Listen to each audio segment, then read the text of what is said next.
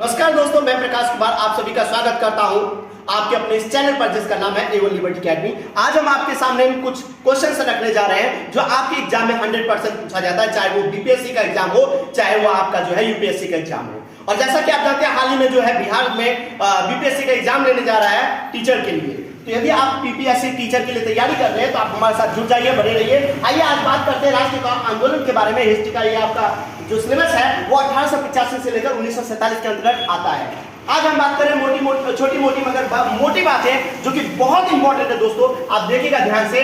यदि आपसे पूछा जाता है कि कांग्रेस की स्थापना कब की गई तो आप बोलेंगे कब? 28 दिसंबर 1885 में। याद रखिएगा 28 दिसंबर 1885 में कहां किया गया था? तो हम बात करेंगे इसका जो प्रथम अधिवेशन हुआ था वो बॉम्बे में हुआ था, जबकि तय किया गया था कहां पे?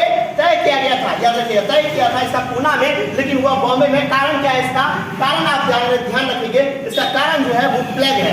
प्लेग फैल गया था उस टाइम पे, ठीक है, पूना में प्लेग फैल गया था, जिस वजह से उस प्लेग फैलने के कारण यहाँ पे किया गया। आइए हम और कुछ इंपॉर्टेंट चीज के बारे में जानते हैं। यदि आपसे पूछा जाए कि इसके प्रथम अध्यक्ष कौन थे तो याद रखिएगा WC बैनर्जी थे, जिनकी अध्यक्षता में ये जो है प्रथम अधिवेशन हुआ था।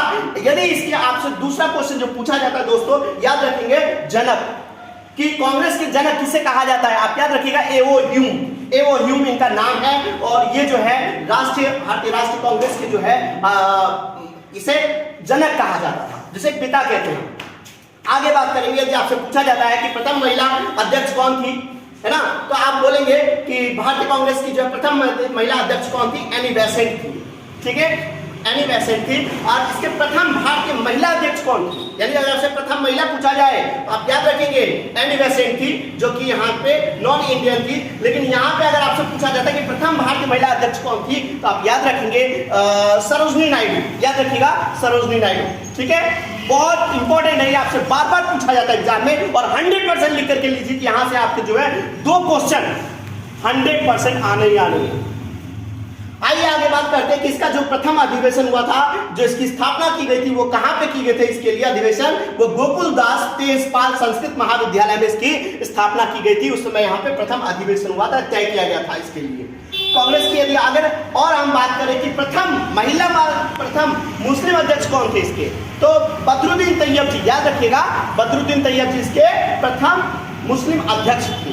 अच्छा, यदि आपसे एक और क्वेश्चन पूछा जाता है दोस्तों, जैसा कि आप जानते हैं कि जब कांग्रेस की स्थापना की गई थी तो कितने सदस्यों के साथ की गई थी? याद रखिएगा आप 72 सदस्य इसमें शामिल थे। कितने थे?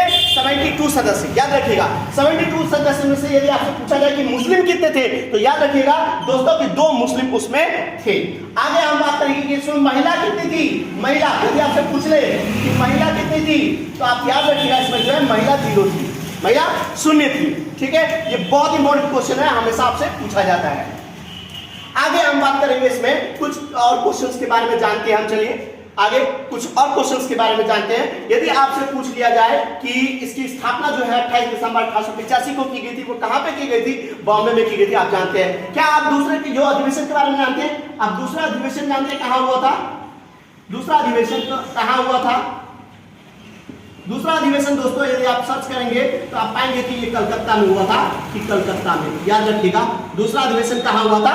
कलकत्ता में हुआ था, ठीक है। आज के लिए इतना ही, बने रहिए हमारे साथ। जय हिंद, जय भारत।